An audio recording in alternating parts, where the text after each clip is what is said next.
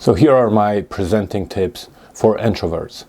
I've always been an introvert, and I always was as a student. I was really stressed about any presentation. Every time I would have to get up in front of any audience, be it a big audience or just a classroom, my hands would be trembling, my mouth would be dry, and I experienced terrible stress. Even today, I still experience some kind of stress if I am to present to an actual audience. I don't include this YouTube thing because it's different. I'm sitting in my room, there is nobody here, but if I am to present to an actual audience, I still experience some stress. And I'm sure if you ask your lecturers and teachers, they will tell you the same. So that's also something perhaps a little bit comforting to know, that everybody experiences some kind of stress. But anyway, let's get to my tips for presenting. Just a note before I start, however, is that the first thing before presenting is about preparation. You'll read a lot about that if you ever try to search for any tips. They'll tell you to prepare, and that's true. I have another video in which I talk about preparation and using my stopwatch on my phone, and just the importance of being prepared. The importance of being prepared because it gives you this sense of being in control. So that's very important and crucial, in fact. On the other hand, what I want to tell you is that you don't want to obsess too much with preparing. You don't want to over-prepare.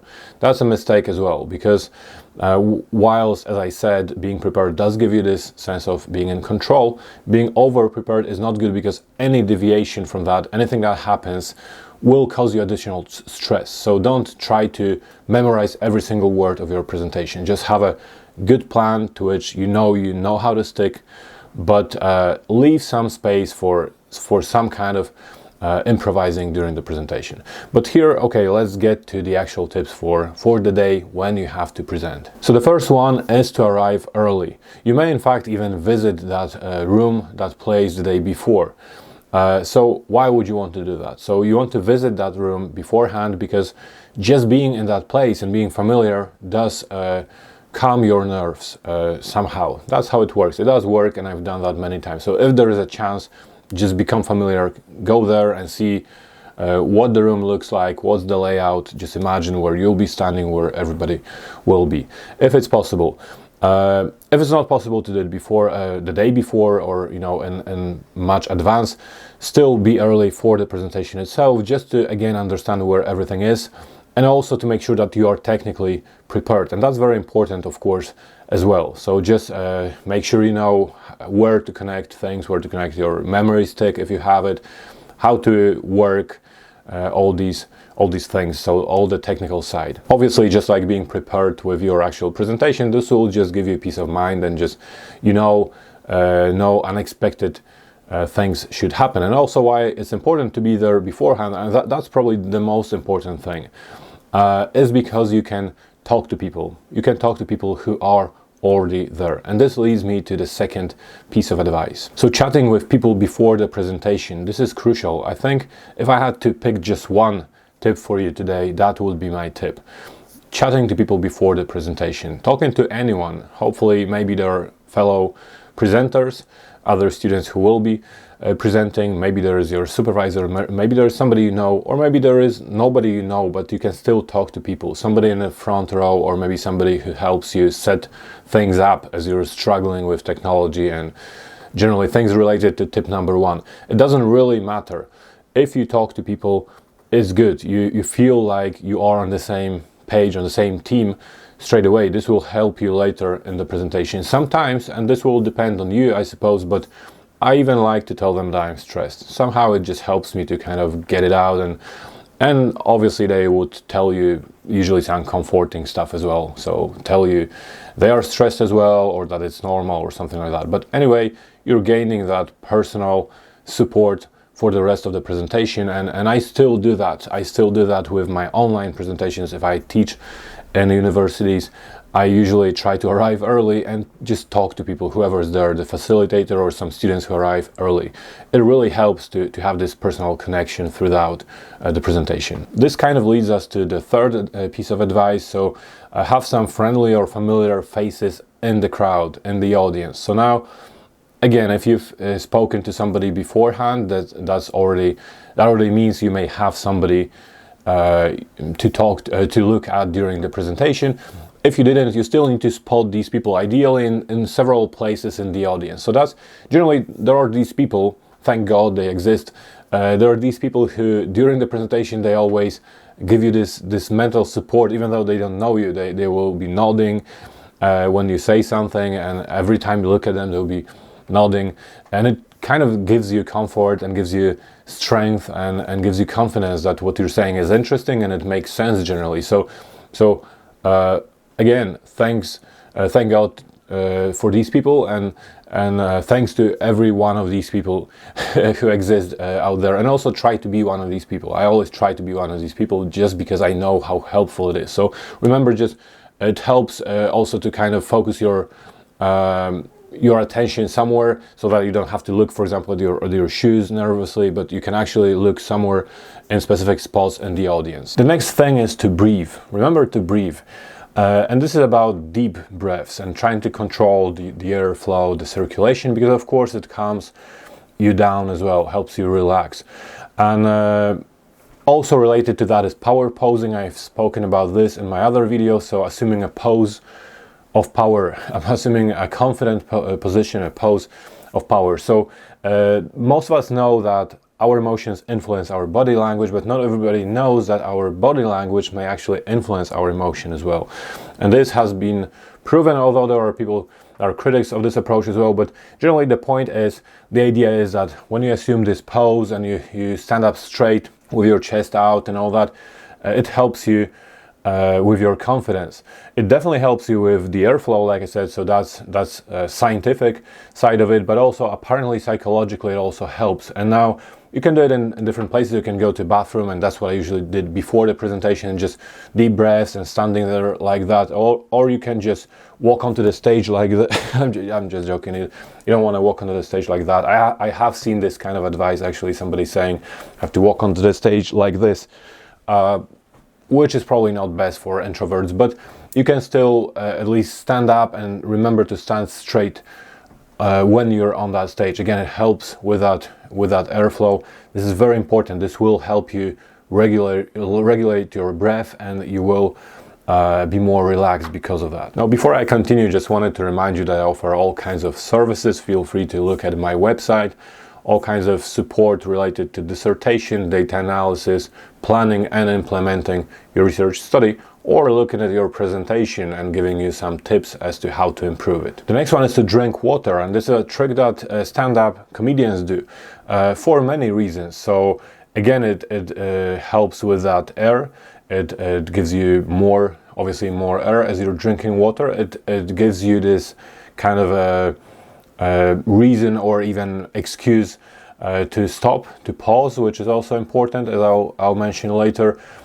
And it helps you do something with your hands. So all these things, and as you're drinking, you can of course gather some ideas, gather your thoughts. You can kind of slow down a little bit, because it's very hard to slow down. It's important to do that. It's very hard, especially when you're stressed. And what I find is that if you don't slow down, you just keep talking and talking. You don't know when to slow down. Eventually, when you do, you kind of do this kind of thing, and it's just not helping at all. Especially again, if you are an introvert, and then you start thinking, "Oh my God, all these people looking at me. What have I just done?" So you don't want to do that. Just remember to have water and just drink water, and they will wait. Don't worry about that. Just drink water during the presentation. And as I said, this also helps you do something with your hands. So that's my next advice. Do something with your hands. Ideally, people will tell you you need to be gesturing, because that shows your personality, you relax and all that. But I know how difficult it is when you are stressed, how difficult it is to be gesturing, because usually when you do that and you're stressed, you look like a robot. It's not natural at all to be gesturing like that when you're stressed. So what I usually did, I would be just standing. If there was like a little stand or desk, I would be just standing by it and kind of just holding just keeping my hands on it, or like holding the edge of it, or something like that. So just to do something with your hands. Obviously, ideally not to put them into your pockets, but do something. And like I said, drinking that water or holding that water bottle will help you with that as well. The next one is to remember to pause. And again, I've already said that if you have that water bottle. If you're drinking water, this will give you this natural pause. Otherwise, if you don't do it, if you don't have it, if you don't drink water, still you may just pause every now and then. Again, I know it's very hard, especially when you're stressed, but when you may do this is when you change the slide. For example, you change the slide, let the audience read the slide, and just pause for a second, gather your thoughts, calm down, and use that opportunity for a pause. Now, another one is to remind yourself of your audience, and what I mean here is that just remember who they are. If there are students, for example, just realize that they are in the same position, they have been in the same position or will be at some point. Even if they are not students, you can just remember the same. All of these people have been or will be in your situation at one point or another. So it's not just like you are that lonely person and the only person that's ever been in that horrible situation. So just knowing that will I guess help you remember that they also understand this situation. They are really not judging you and evaluating you, and usually they are just focused on what you have to say. And this is another advice: remember their motivation. So they are not here to evaluate your behavior or how you act during the presentation. Usually they are here because they want to learn something new. They came here because unless they were forced to come there, which is kind of possible as well at the university, but otherwise usually they came there because they want to be there. They want to be there. They saw the title or the content of the presentation. They want to be there. They want to learn something new.